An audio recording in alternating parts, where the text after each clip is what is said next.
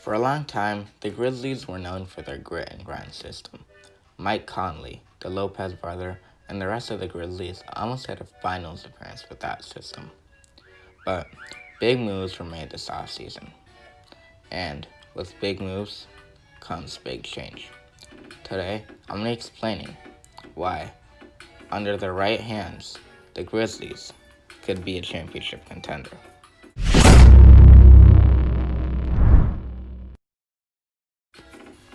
Unpopular opinion. The Memphis Grizzlies have the best coach in the NBA. Well, it's a very unpopular and unheard of opinion, but I believe in it. Well, maybe not the best coach, but the best coach's system. The next 5 minutes or so, I'm going to be explaining why, under the right circumstances, the Memphis Grizzlies could win a ring. Let's start off with a big move, and that's trading Mike Conley. Mike Conley was a fan favorite.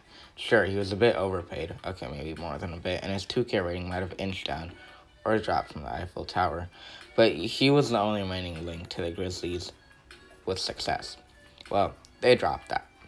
They chose the path of building a new core with or around Jaren Jackson, which brings us to our second thing.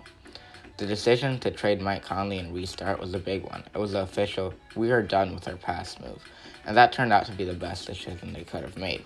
They selected Ja Morant with the second overall pick in the 2019 NBA draft, and he blossomed with the Grizzlies. He beat Zion Williamson for Rookie of the Year and averaged more than 23 points and 6 assists. They traded out one washed-up point guard and brought in a future megastar. The coaching and management had to change too, and the Memphis system had a complete refresh. It's now agile, fast, and relies heavily on ball movement and sometimes isolation plays.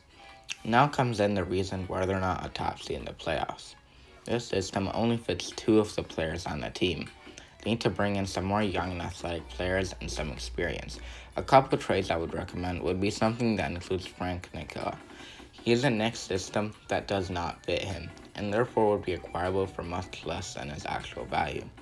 He's a much better player than what people give him credit for, and I believe that under the right coach, the right system, with the right teammates, he can blossom into a close to all-star level.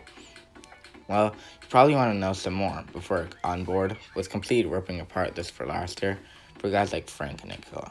Well, there have been multiple plays this year that would have worked if Ja Morant had quicker players or better shooters to pass to. These add up to a lot of lost games and result in missed playoffs. This also brings us to the next point. Most of our new team will have never played a playoff game before. We could give Ja Morant 2 to 4 years to gain that experience, but that's valuable time wasted.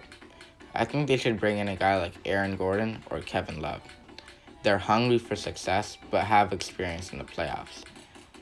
They're a good shooter and an athletic and versatile forward that can finish great around the rim.